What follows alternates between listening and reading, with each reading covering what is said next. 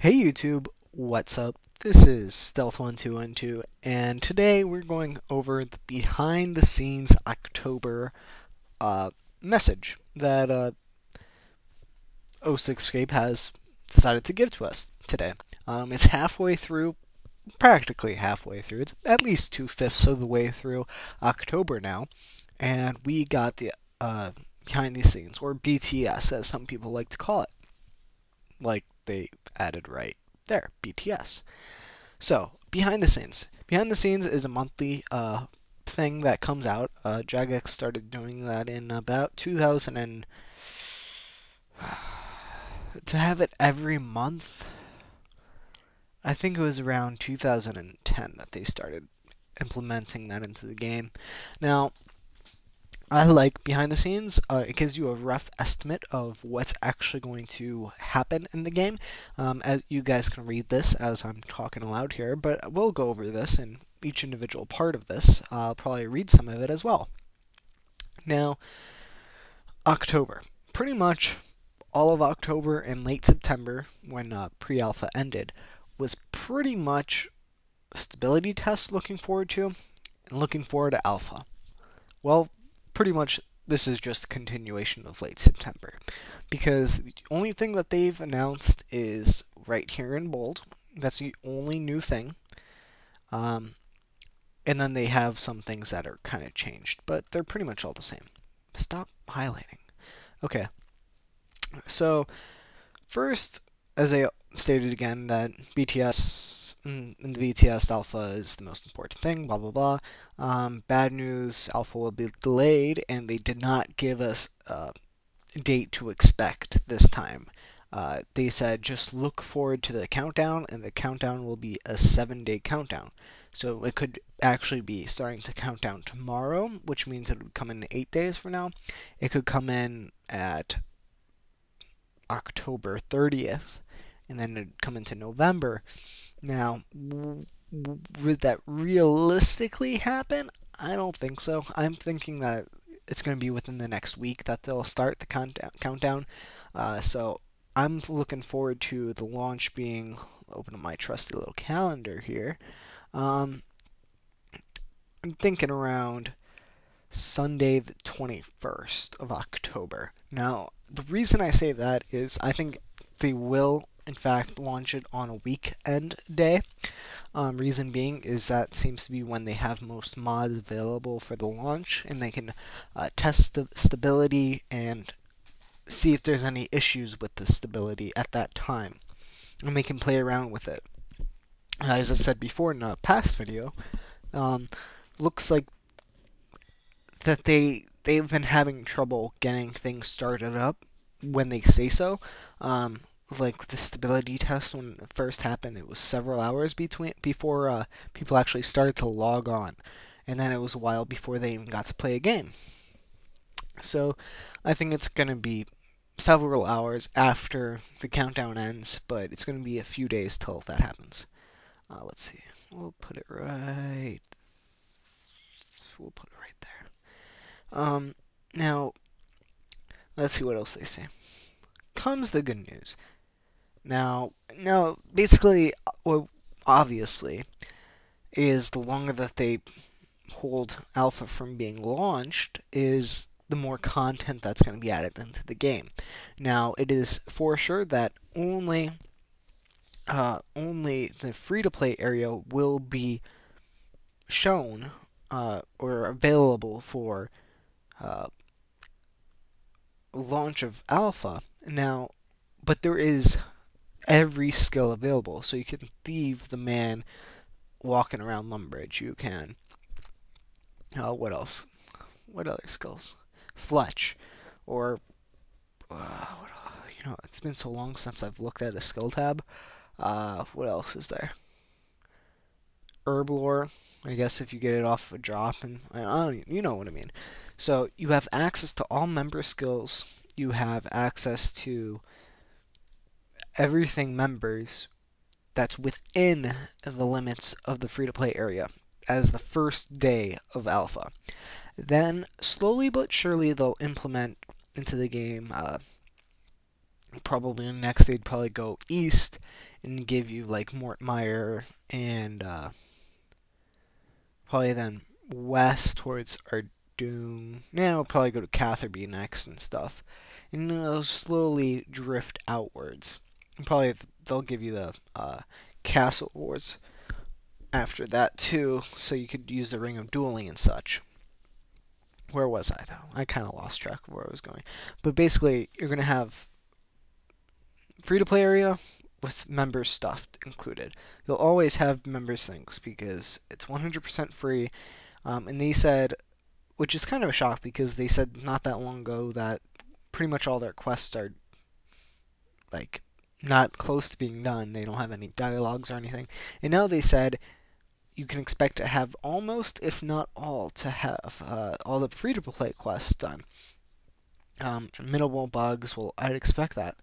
But because we've only had the testing in Castle Wars, and they said that most of the bugs were in Castle Wars, it makes me wonder, do they actually have people walking around the free-to-play right now, and then in the past 2 weeks that no one's been there, searching for bugs and stuff?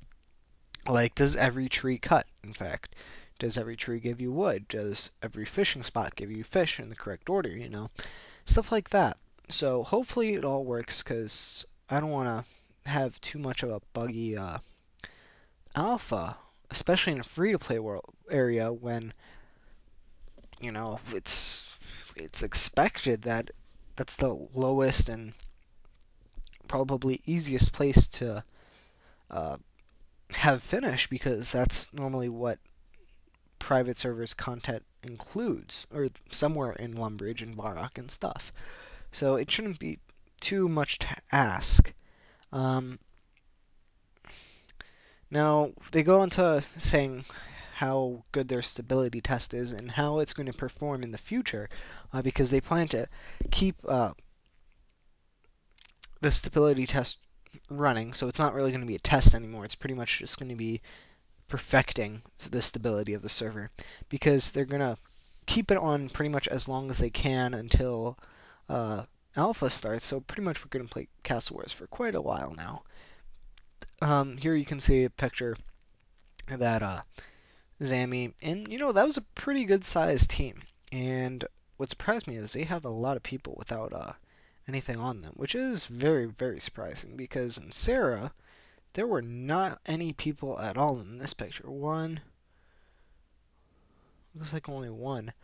So that's kind of surprising. Maybe they're taken at different points, and this one was much, much closer to the start of the stability test.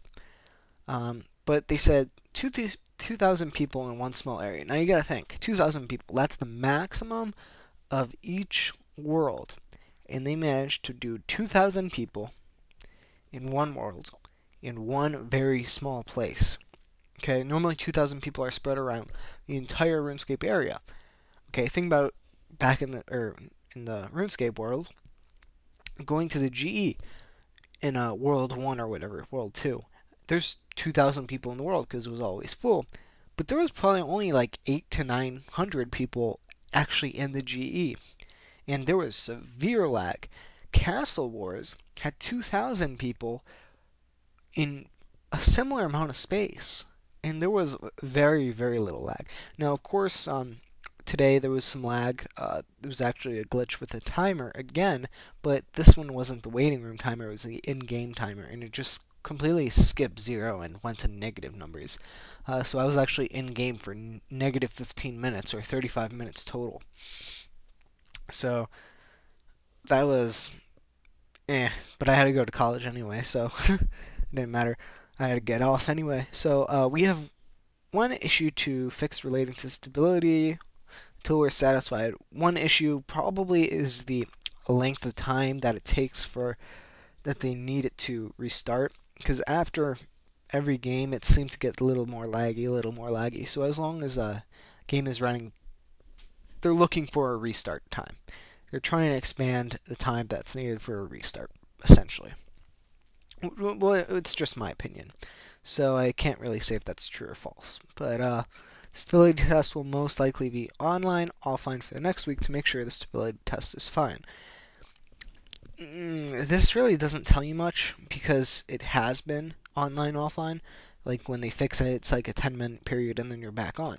So I'm not sure if because they listed online first, I'm thinking it's gonna be online more than offline, or it could be like it's offline for 8 hours and then once a day, or 23 hours and once a day for an hour they'll let you play or something. I'm not sure how that's gonna go, but it is gonna be something like that. So I'm not sure if I explained this, but what happened with the Easter egg and Ring of Stone is it delayed the timer. So if you got it to like 30 seconds left, it'll go back to 5 minutes and 59 seconds till the next game.